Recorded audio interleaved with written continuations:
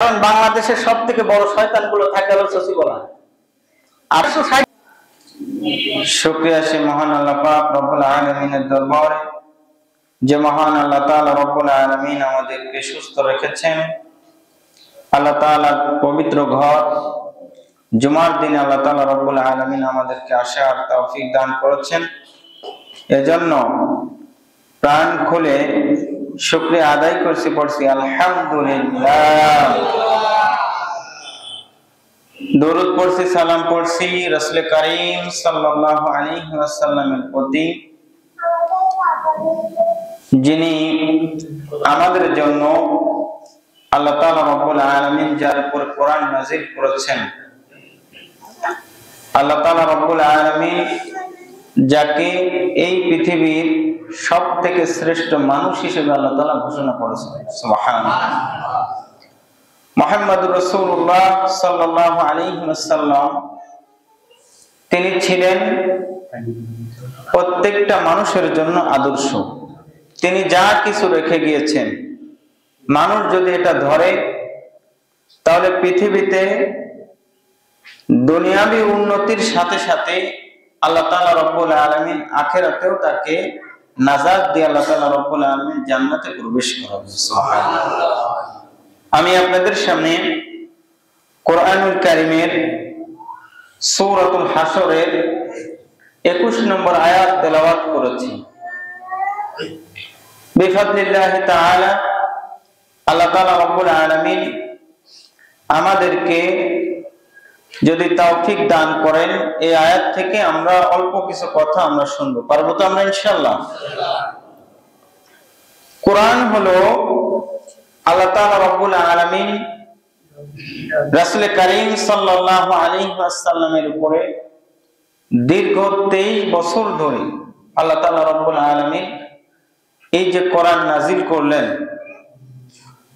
এই নাযিলের প্রেক্ষাপট কেন আল্লাহ তাআলা রব্বুল আলামিন কোরআন নাযিল করার জন্য এত সময় নিলেন।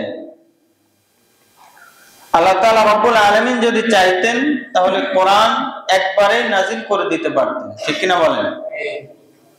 ধাপে ধাপে আল্লাহ তাআলা রব্বুল আলামিন যেখানে যে সমস্যা, যেখানে যা কিছু লাগবে সকল কিছু আল্লাহ তাআলা এই কোরআনের মাধ্যমে রাসূল করিম সাল্লাল্লাহু আলাইহি ওয়াসাল্লামের উপরে এই কোরআন নাযিল করলেন। সুবহানাল্লাহ। আল্লাহ তাআলা রব্বুল আলামিন এই আয়াতের ভিতরে আল্লাহ তাআলা বলছেন, লাউ আনজালনা হাযাল কোরআন, এই কোরআন যদি আমি লাউ আনজালনা হাযাল কোরআন, এই কোরআন যদি আমি আলা জাবালি, পাহাড়ের উপরে নাযিল করতাম, লা রাআইতাহু, তাহলে তোমরা দেখতে পেতে, খাশিআম মুতাসাদ্দিআন মিন খাশিয়াতিল্লাহ, আল্লাহর ভয়ে কোরআনের ভারিত্বে এই পাহাড় ক্রন্দন করত, পাহাড় ভেঙে চুরমার হয়ে যেত। তাহলে এই কোরআনের ভারিত্ব, এর গুরুত্ব আল্লাহ তাআলা কত দিয়েছেন। সুবহানাল্লাহ। আল্লাহ বলছেন লাআল্লাহুম ইয়াতাফাক্কারুন, এটা যদি তোমরা বুঝো যে এই কোরআনের ওজন কত, এই কোরআনের ওজন কত, ওয়েট কত, যদি এটা তোমরা বুঝতে তাহলে তোমাদের এই হালাত হতো না। এই কোরআন যে ওয়েট নিয়ে পৃথিবীতে এসেছে, কোরআন আল্লাহ কর্তৃক যে নির্ধারিত কিতাব, আল্লাহ তাআলা রব্বুল আলামিন রাসূল করিম সাল্লাল্লাহু আলাইহি ওয়াসাল্লাম একদিন সকাল বেলায় সাহাবা একরাম রাদিয়াল্লাহু তাআলা আনহুকে তাদেরকে ডেকে বললেন, তোমরা কি চাও যে তোমরা আত্মীয়তার বন্ধন ছিন্ন না করে তোমরা বাজারে যাবা, বাতহান নামক আকিক নামক বাজারে যাবা, এরপরে 2টা উট কিনে নিয়ে চলে আসবা, 2টা উট নিয়ে আসবা, এই 2টা উট যে তুমি নিয়ে আসবা কারোর সাথে সম্পর্ক ছিন্ন হবে না, এবং এই 2টা উট তুমি নিয়ে বাজার থেকে নিয়ে আসবা, এটা তোমাকে যদি ফ্রি দেওয়া হয় তাহলে এর মূল্য কতখানি হবে 2টা উটের? সাহাবা একরাম রাদিয়াল্লাহু তাআলা আনহুম বললেন যে ইয়া রাসূলুল্লাহ, এটা তো অনেক ভালো ব্যাপার যে দুইটা উটের মূল্য কত। রাসূল কারীম সাল্লাল্লাহু আলাইহি ওয়াসাল্লাম বললেন, কেউ যদি বাজার থেকে দুইটা উট কিনে নিয়ে আসে, আর কোন ব্যক্তি যদি মসজিদে সকাল বেলায় সে যদি কোরআনুল কারীমের দুইটি আয়াত শিক্ষা করে, এই দুইটি আয়াত শিক্ষা করা, বাজার থেকে দুইটা উট কিনে সদকা করে দেওয়া, এর থেকেও বেশি সওয়াব আল্লাহ তাআলা রব্বুল আলামিন এই দুইটি আয়াতের মাধ্যমে আল্লাহ তাআলা দিয়ে দেন। সুবহানাল্লাহ, কি গুরুত্ব! রাসূল কারীম সাল্লাল্লাহু আলাইহি ওয়াসাল্লাম বলেছেন যে দুইজন ব্যক্তি সম্পর্কে আল্লাহ তাআলা রব্বুল আলামিন তার দুইজন বান্দা সম্পর্কে ঈর্ষা করা তোমাদের জন্য জায়েজ করেছেন। একজন হলো যে আল্লাহ তাআলা রব্বুল আলামিন যাকে কোরআন দিয়েছেন, যাকে কোরআন শিক্ষা করার তৌফিক দিয়েছেন, এই ব্যক্তি কোরআন তেলাওয়াত করে, শুধু কোরআন তেলাওয়াত করে, মানুষদেরকে বুঝায়, ইলম বন্টন করে, এই ব্যক্তির উপরে তোমাদের উপরে ঈর্ষা করা জায়েজ যে কেন আমি এই ব্যক্তির মতো হতে পারলাম না, কেন আমি এই ব্যক্তির মতো হতে পারলাম না। আরেকজন হলো আতাউল্লাহুল মালা, আল্লাহ তাআলা যাকে সম্পদ দান করেছে, যাকে আল্লাহ তাআলা সম্পদ দান করেছে, এই সম্পদ দান করার ফলে এই ব্যক্তি সকাল এবং সন্ধ্যায় শুধু দান করতে থাকে আর দান করতে থাকে, এই ব্যক্তি সম্পর্কে তোমাদের জন্য ঈর্ষা করা জায়েজ। তোমরা কেন বলো না যে আমি কেন এই ব্যক্তির মতো হতে পারলাম না, আমি এই ব্যক্তির মতো হতে চেষ্টা করি। সুবহানাল্লাহ। এই কোরআন আল্লাহ তাআলা রব্বুল আলামিন দিয়েছেন ভাগ্যের পরিবর্তন করার জন্য, একটা জাতির উন্নতি করার জন্য, একটা জাতির বিকশিত দ্বার, যে মানুষের মূল্যায়ন, এই জাতির উন্নয়ন, মানুষের মাঝে ভেদাভেদ থাকবে না, মানুষ সুন্দরভাবে বসবাস করবে, যেখানে ধনী গরিবের কোনো ভেদাভেদ থাকবে না, মানুষ তার আত্মসম্মান নিয়ে বসবাস করবে। এই কোরআন এজন্যই এসেছে। সুবহানাল্লাহ। রাসূল কারীম সাল্লাল্লাহু আলাইহি ওয়াসাল্লামের একজন সাহাবী, কোরআন যে আল্লাহ তাআলা রব্বুল আলামিন আমাদের জন্য মর্যাদা করেছেন, রাসূল কারীম সাল্লাল্লাহু আলাইহি ওয়াসাল্লামের একজন সাহাবী, তিনি রাতের বেলায় সূরাতুল কাহফ পড়তেছিলেন।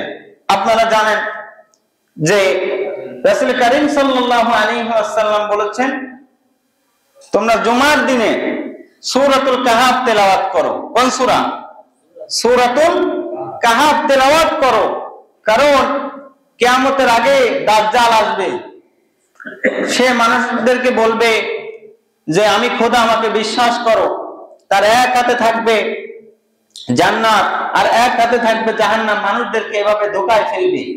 সে দেখাবে এই দেখো জান্নাত, আমি খোদা, আমাকে বিশ্বাস করো, আর এক হাতে দেখাবে এই দেখো জাহান্নাম, আমাকে বিশ্বাস করো, আমাকে খোদা বলে মানো।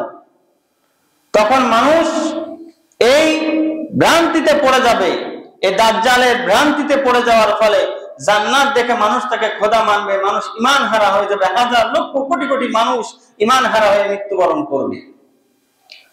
সে বলবে যে এই দেখো জান্নাত, তুমি যদি আমাকে খোদা মানো, এখনই তোমাকে জান্নাতের ভিতরে আমি ঢোকায় দিব। সে বলবে ঠিক আছে, আমি তোমাকে খোদা মানতেছি।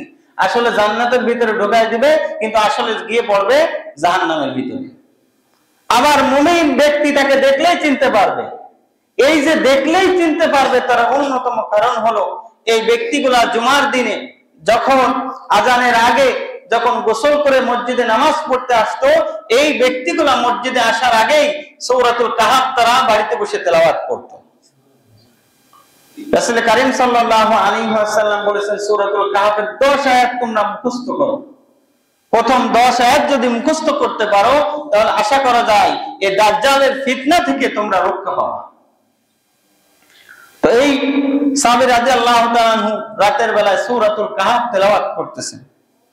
তিনি বাড়িতে বসে তেলাওয়াত করতেছেন, তিনি দেখেন তার আস্তাবলে ঘোড়া রয়েছে, ঘোড়া লাফানো শুরু করতেছে। যখনই তেলাওয়াত করেন তখনই লাফায়, যখনই তেলাওয়াত করেন তখনই লাফায়। তিনি তার এই তেলাওয়াত বন্ধ করে দিলেন। বন্ধ করে তিনি ঘোড়ার পাশে তার সন্তান ছিল, আস্তাবলের পাশে তার সন্তানকে রাখা ছিল, তিনি তার সন্তানকে সরিয়ে দিলেন এবং সকাল বেলায় রাসূল করিম সাল্লাল্লাহু আলাইহি ওয়াসাল্লাম মেয়ের কাছে গিয়ে সে বলল যে ইয়া রাসূলুল্লাহ, আমি রাতের বেলা যখন আমি সূরাতুল কাহফ তেলাওয়াত করতেছিলাম তখন দেখি যে আমার ঘোড়া এরকম করে লাফানো শুরু করে দিয়েছে। তখন রাসূল করিম সাল্লাল্লাহু আলাইহি ওয়াসাল্লাম বলছেন যে তোমার বাড়িতে অসংখ্য হাজার হাজার লক্ষ লক্ষ ফেরেশতা তোমার তেলাওয়াত শুনতেছিল। সুবহানাল্লাহ। যে গুরুত্ব আল্লাহ তাআলা রব্বুল আলামিন দিয়েছেন এই কোরআনকে, আল্লাহ তাআলা রব্বুল আলামিন বলেছেন অনুনাজ্জিলু মিনাল কুরআনি মা হুয়া শিফাউ ওয়া রাহমাতুল লিল মুমিনিন। আল্লাহ বলেন যে কোরআন হলো শিফা, এই কোরআন হলো রোগ মুক্তি। কোথায় কোথায় মানুষের রোগ আছে আল্লাহ তাআলা রব্বুল আলামিন এটা খুব ভালো করেই জানেন। এজন্য শেফার জন্য আল্লাহ তাআলা রব্বুল আলামিন এই কোরআন আমাদের জন্য নাযিল করেছেন। আর কোরআন যেখানে তেলাওয়াত করা হয়, কোরআন যেখানে তেলাওয়াত করা হয় সেইখানে শয়তান থাকতে পারে না। কোরআন যত মানুষের মাঝে তেলাওয়াত করা হবে, আপনি যত কোরআন তেলাওয়াত করবেন, আপনার ঘরের ভিতরে যত কোরআন তেলাওয়াত হবে, এই ঘরের ভিতরে শয়তান প্রবেশ করতে পারবে না। এখন আপনি বলবেন যে এত মানুষের মাঝে যে এত ভেদাভেদ, এত মারামারি, এত কাটাকাটি, তার অন্যতম কারণ হলো এই কোরআন থেকে আমরা দূরে সরে গিয়েছি। মানুষ তার জীবনে বেঁচে থাকার জন্য যতগুলি বাংলা বই পড়ে, ইংরেজি বই পড়ে, যতগুলি রবীন্দ্রনাথ পড়ে, কাজী নজরুল পড়ে, সব কবিদের জীবনী পড়ে, এরপরে বিভিন্ন মনীষীর জীবনী পড়ে, বেঁচে থাকার তাগিদে চাকরির জন্য পড়ে, কিন্তু আখিরাতে যে আমাকে জবাব দিতে হবে যে আমি আল্লাহ তাআলা রব্বুল আলামিন যে কিতাব নাযিল করেছিলাম এই কিতাবের কতটুকু তুমি পাঠ করেছো, কতটুকু মেনেছো, এটাকে আমাকে এখান থেকে আমার কাছে প্রশ্ন আমি তোমাকে করেছি, এর জবাব দিয়ে এরপরে তুমি আমার কাছ থেকে এখান থেকে যাও।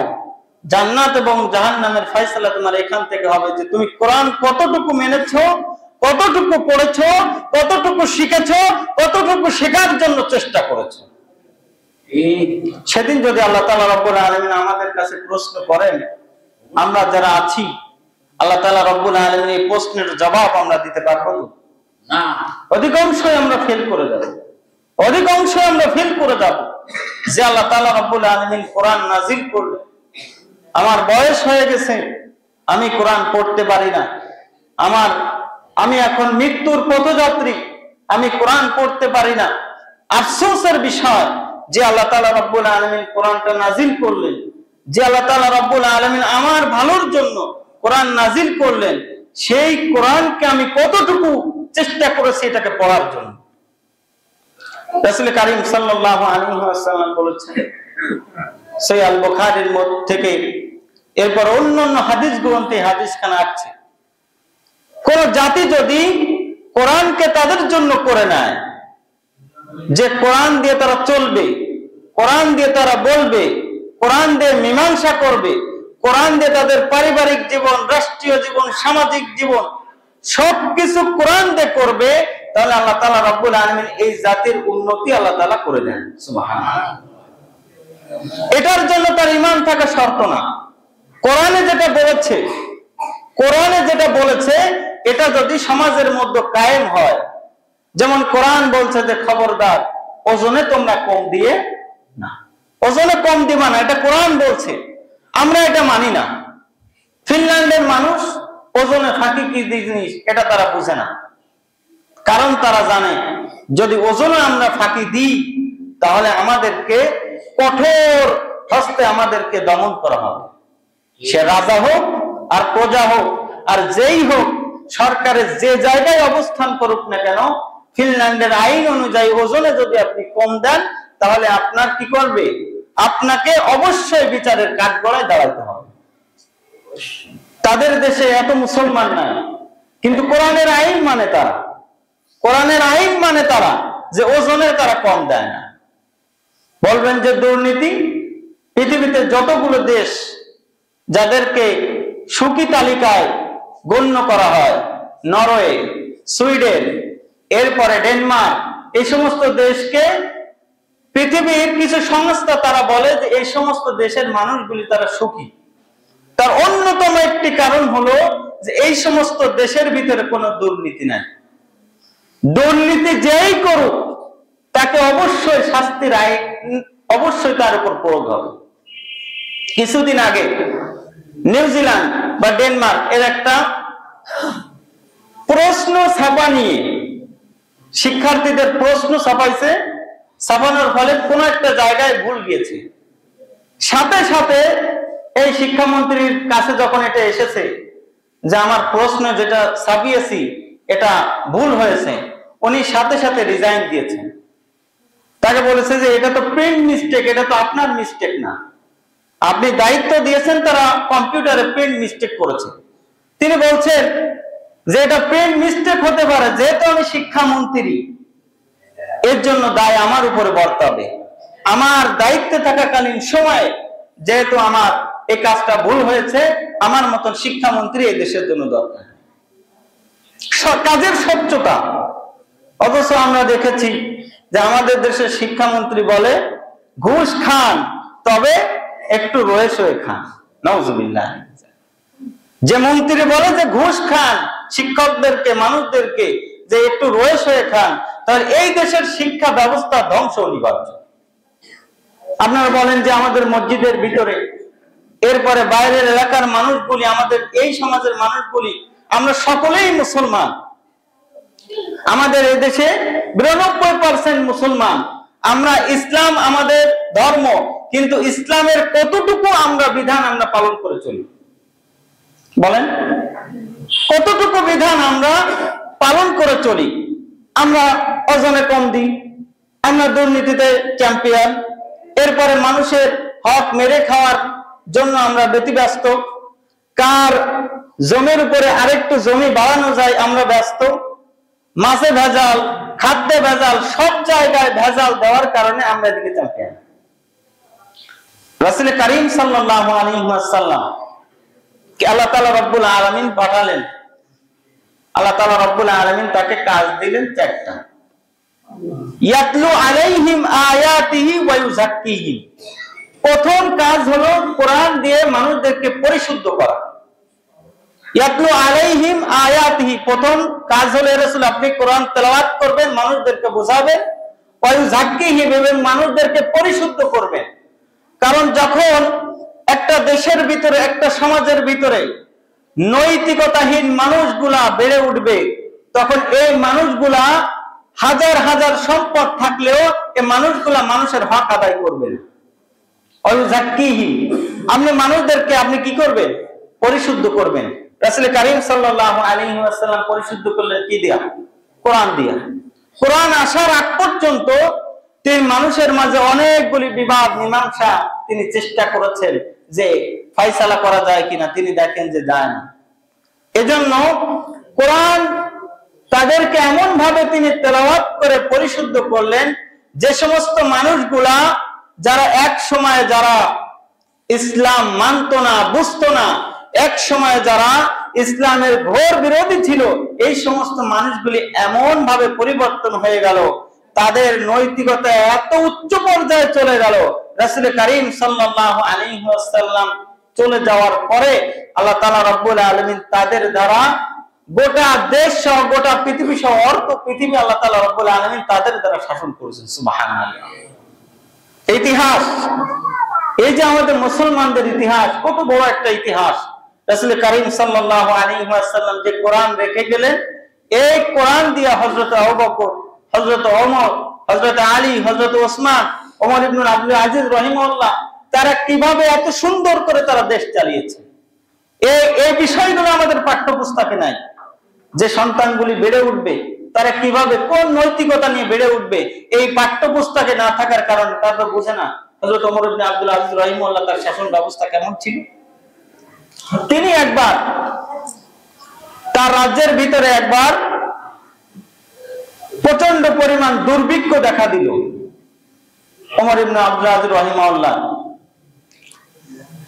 কোষাগার থেকে তার স্ত্রী বলতেছে, 3 দিন পর্যন্ত আমাদের ঘরে কোনো খাবার নাই। আপনি একজন রাষ্ট্রের প্রেসিডেন্ট, আমাদের ঘরের ভিতরে 3 দিন আমরা কিছু খাইতে পারি না, আপনি অন্তত বাইতুল মালের কোষাগারে গিয়ে যে দায়িত্বে আছে তার কাছে গিয়ে অন্তত আগাম হলে আমাদের জন্য কিছু খাদ্য নিয়ে আসেন। ওমর ইবনে আব্দুল আজিজ রাহিমাহুল্লাহ বললেন, যে দেশের মানুষের উপরে দুর্ভিক্ষ চলতেছে, হাজার হাজার মানুষ কষ্টে আছে, আমি ওমর ইবনে আব্দুল আজিজ রাহিমাহুল্লাহ আমি কিভাবে আমার সন্তানদেরকে নিয়ে, আমার স্ত্রীদেরকে নিয়ে আমি কিভাবে সুন্দর করে খাই, আর এ দেশের মানুষগুলি এত কষ্টে আছে, এটা আমি কিভাবে দেখি। এই যে কোরআন যাদেরকে সুন্দর করেছে, কোরআন যাদেরকে পরিবর্তন করে দিয়েছে, কোরআন যে সমাজের ভিতরে আসার পরে তাদেরকে এমন ভাবে পরিবর্তন করে দিয়েছে যার কারণে তারা এক একজন সোনার মানুষ হিসেবে পরিণত হয়েছে। সুবহানাল্লাহ। এজন্য কোরআনকে বুঝা, কোরআন যেমন ব্যক্তি জীবনে যেমন বেশি বেশি তেলাওয়াত করা, পাশাপাশি কোরআনকে নিজের পরিবার, সমাজ, রাষ্ট্রের জন্য এটা মেনে নেওয়া। কোরআন দিয়ে আমাদের দেশ চলবে, কোরআন দিয়ে সমাজ চলবে, কোরআন দিয়ে পরিবার চলবে। যখন পরিবার, সমাজ এটা ঠিক আছে, বা যখন বলা হয় যে এটা দিয়ে দেশ চলবে, তখন আমাদের ভিতরে অনেক সমস্যা দেখা যায়। অনেকে বলবে যে কোরআন থাকবে এটা মসজিদে, যখন আমার পিতা মারা যাবে এরপরে আমি এটাকে নিয়ে যে এরপরে মাদ্রাসার 10 জন ছাত্র এনে এরপরে বলবো যে তেলাওয়াত করো। জীবিত থাকাকালীন সময়ে কোরআন পড়ে নাই, যখনই মারা গিয়েছে হুজুর 10 জন এতিম ছাত্র পাঠিয়ে দেন, আমার বাপের সামনে কোরআন তেলাওয়াত করলেন। ছাত্ররা গিয়েছে, যাওয়ার পরে এবার তেলাওয়াত করছে, ইনিল হুকমু ইল্লা লিল্লাহ ওয়া নুনাজ্জিলু মিনাল কুরআনি মা হুয়া শিফাa'un ওয়া রাহমাতুল লিল মুমিনিন ওয়া মান লাম ইয়াহকুমু বিমা আনজালাল্লাহু ফাউলাইকা হুমুল কাফিরুন। যে ব্যক্তি মারা গিয়েছে সে তো কিছুই বুঝে না, যে তেলাওয়াত করতেছে আর ফেরেশতারা এটা বুঝতেছে। যে ব্যক্তি দুনিয়ায় বসে সে বারবার মানুষের সামনে বলেছে যে কোরআন দিয়ে রাষ্ট্র চলতে পারে না, শরিয়া আইন এটা এই দেশে চলতে পারে না, আর তার সামনে এখন বলতেছে ইনিল হুকমু ইল্লা লিল্লাহ, আল্লাহ ছাড়া কে আছে, আল্লাহর আইনকে অগ্রাহ্য করো, আল্লাহর বিধানকে ছুঁড়ে ফেলে দাও।